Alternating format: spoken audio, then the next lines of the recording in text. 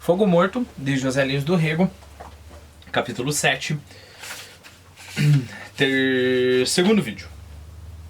Não é nada não, compadre. Isso foi um vento ruim. Com mais 2 dias está o senhor batendo solo.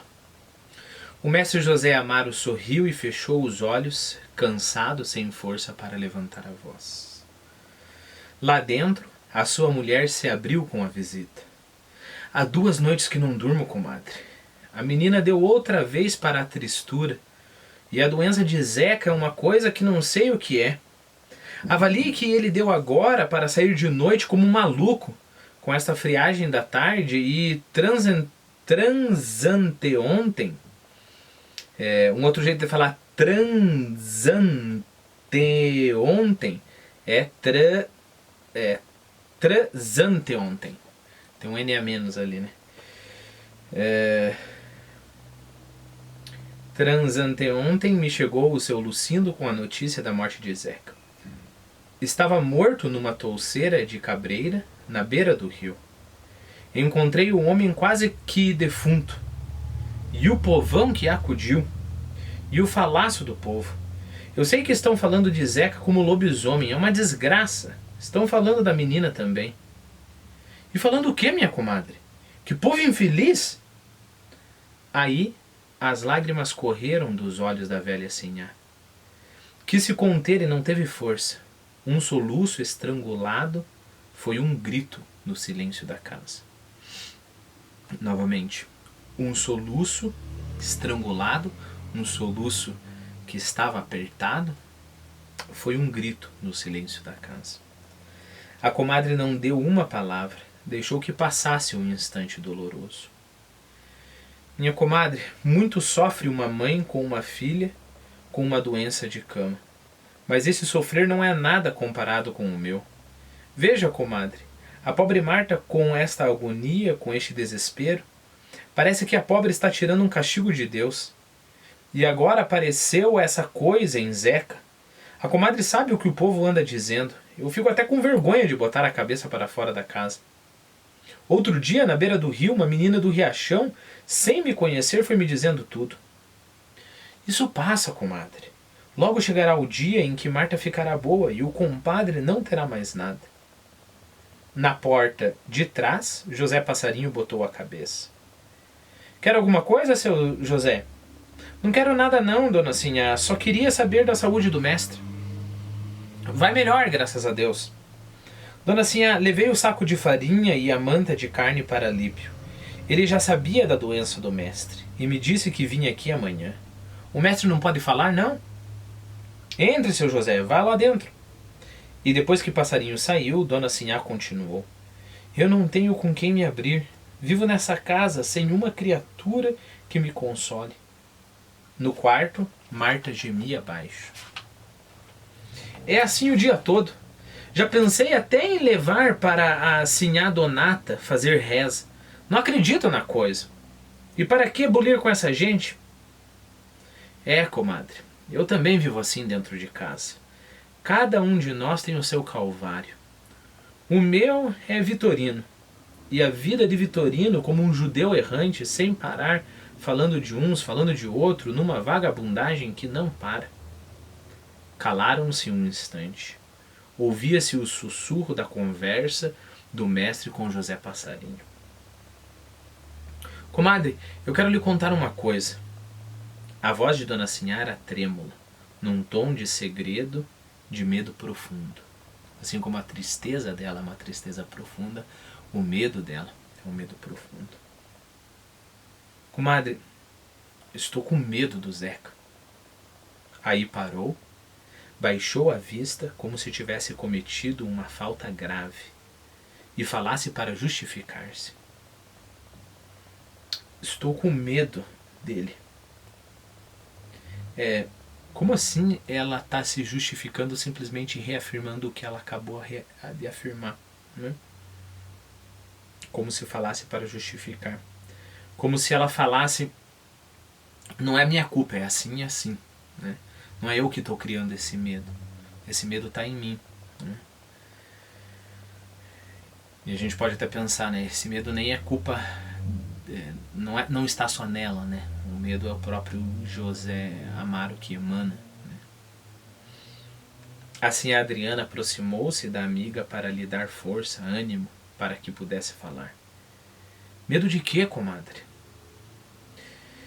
Eu nem sei o que lhe diga. Tem uma coisa que me diz que Zeca não é como os outros homens. Não diga isso, comadre Sinhá, não diga isto.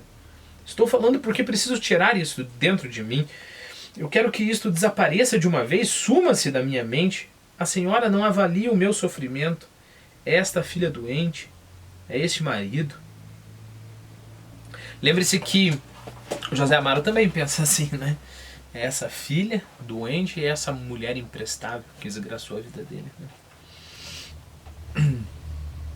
As lágrimas brotaram-lhe outra vez dos olhos. A amiga não encontrou palavra de consolo. A velha Adriana não tinha coragem de falar.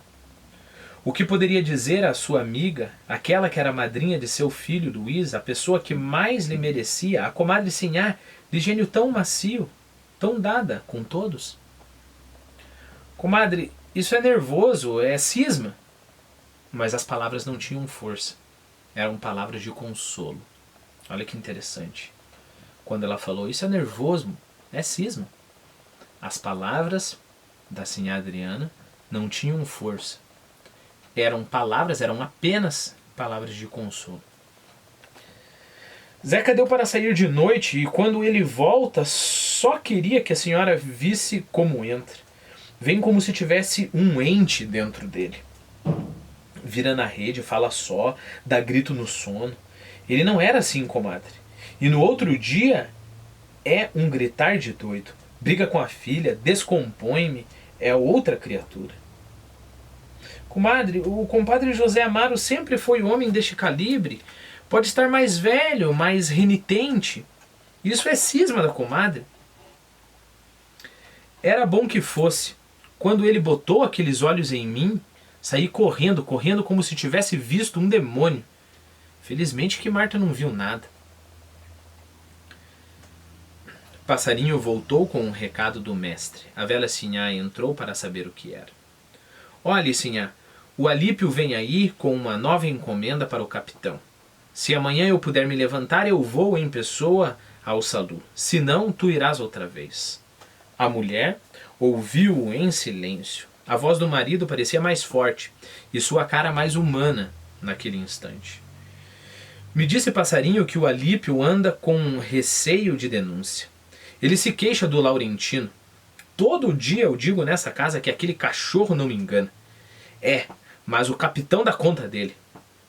Parecia já outro homem. O assunto o animara. Sentou-se na rede. Já tenho o governo dos braços.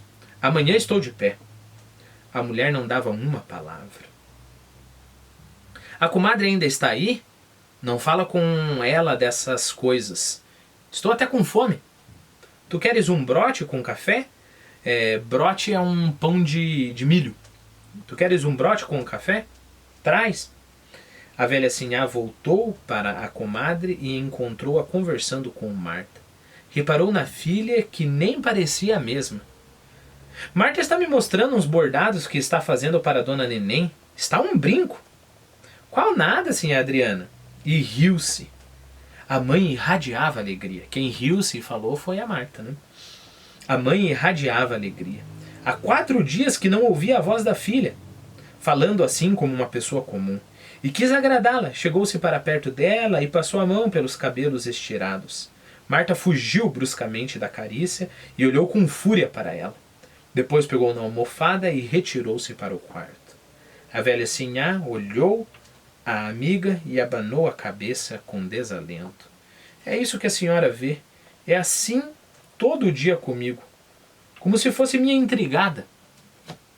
Lembre-se que intrigada aqui a gente tem um outro sentido, né? Bom, primeiro deixa eu só passar aqui em vistoria algumas das palavras que a gente leu, só para a gente tentar internalizá-las. Então lembre-se que trazanteontem, ou como transanteontem, é o dia que precedeu ao de anteontem, né? Renitente, obstinado, inconformado, pertinaz, né? brote é o pão de milho que eu falei. Intrigado aqui, nesse contexto, inimigo ou é um desafeto que você tem. É assim todo dia, como se fosse minha intrigada. É nervoso, comadre. Bote tudo isso para o nervoso. Quer dizer, bote tudo isso para o nervoso. A explicação de tudo isso, bote tudo isso na conta do nervosismo, né? A tarde vinha chegando. Saíram para a porta dos fundos. Como está bonita essa roseira, comadre? Foi Marta que trouxe do Santa Fé e plantou. Se Zeca soubesse que ela esteve lá, dava o desespero. A ventania da tarde mexia no pinhão roxo, na touceira de bogari. Bogari é um tipo de jasmim. Eu não sei se eu coloquei sim. Coloquei no nosso Quizlet uma foto. Se eu não me engano, um tipo de jasmim com flores brancas, né? Um arbusto grande, assim, quase uma árvore. A ventania da tarde mexia no pinhão roxo, na touceira e no bogari. Comadre, leve essas rosas para os seus santos. Muito obrigada. É no que confio, comadre. É nos meus santos.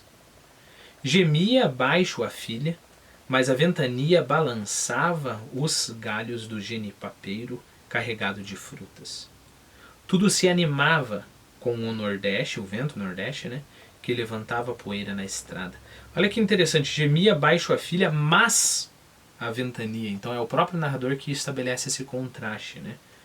Essa filha sem energia alguma, né, quase que se esvaindo de toda a energia, quase que morrendo de tanta tristeza, mas a ventania balançava os galhos do genipapeiro carregado de frutas.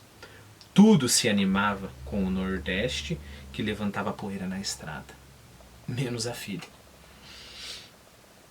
Vai ter chuva, comadre. O céu parece um leirão. Leirão quer dizer... leira é um outro jeito de falar leirão, é um canteiro, né? São os carneiros de Deus, comadre. São os carneiros de Deus, comadre, no céu. Lá na vazante cantava um negro passarinho. Tem até voz. Canta com sentimento. Se não fosse o diabo da cana, era um negro bom. Aqui em casa é muito respeitador. Quando bebe fica impossível. Outro dia, com o compadre Vitorino, eu vi a coisa ficar feia. Vitorino não se emenda, agora sim Adriano falando. Vitorino não se emenda. Até com este negro puxa briga? Bem, comadre, vou falar com o compadre, está tarde demais. Na saída, a velha sinhá ainda quis voltar à conversa, queixar-se. A amiga não lhe deu tempo. Tinha que sair, senão a noite a pegaria na mata do rodo. Levava nas mãos as 3 rosas vermelhas que a comadre lhe dera. Botaria nos pés de São Sebastião para que desse força a Luís. O canto do negro era bem triste mesmo. E Vitorino não se dava respeito pegar briga com José Passarinho? A mulher do celeiro viu a comadre sumir-se na estrada. O canário da biqueira cantava forte e as rolinhas cobriam o terreiro, pinicando o chão duro. Ela ouvia bem a rede de Zeca cantando nos armadores.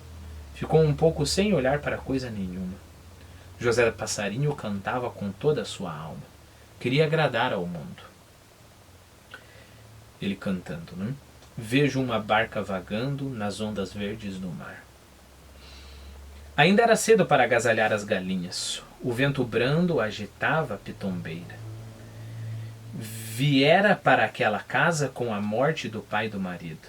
As outras irmãs tinham tomado rumo diferente. Seria de Zeca tudo o que o velho Amaro deixara. Não queria pensar no passado. Para que se voltava para o tempo distante, para os dias que se perderam, para a vida que era toda morta?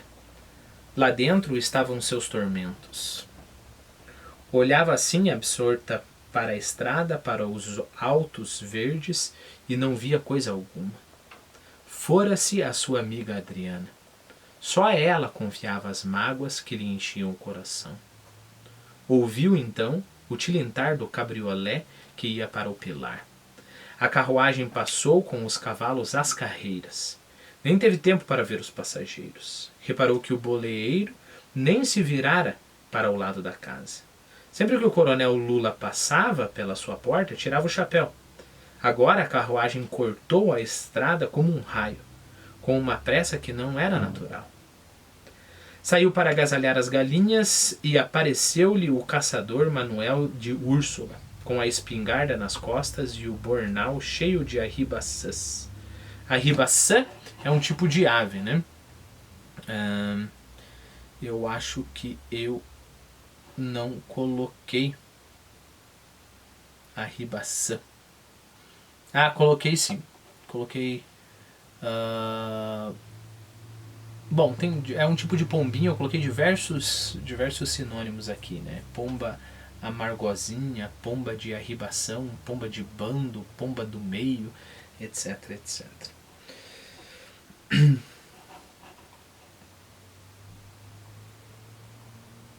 Então ele veio com a espingarda nas costas e o bornal cheio de arribaçãs.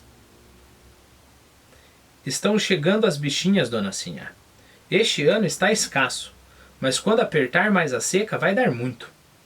E o mestre, dona Sinhá, como vai? Soube na bodega do Salu que o coronel Lula ia pedir a casa do mestre. Foi o negro Floripes que apareceu com essa história. Não sei de nada não, seu Manuel. Zeca não teve conhecimento desse negócio. Só pode ser invenção de Floripes. Aqui nós estamos há quanto tempo e nunca apareceu notícia de queixa de Zeca com o senhor de engenho. É capaz de... novamente o Manuel falando, né? É capaz de ser novidade desse negro. Ele também anda falando do mestre, botando para cima dele esse negócio de lobisomem. Aí a velha Sinhá mostrou a cara de mágoa que não podia esconder. O homem sentiu que a tinha ofendido. A senhora não leve a mal, eu só falo nessas coisas porque estou do lado do mestre. A gente é pobre, mas precisando de dar uma ajuda dá.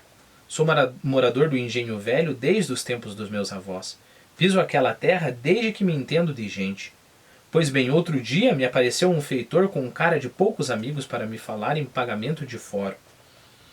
Eu disse ao homem, meu negro, de riqueza eu só tenho esses meninos. Se quiser leva um, pode levar. O bicho olhou para mim e viu que eu não pagava nada. E se foi. Diga ao mestre que precisando é só me chamar. Vou deixar para a senhora umas bichinhas para o jantar. Quando o homem desapareceu, a velha Sinhá compreendeu a passagem do cabriolé.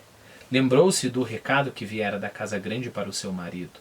O coronel Lula mandara chamar Zeca para conversar. Não havia dúvida que era o negócio de Floripes.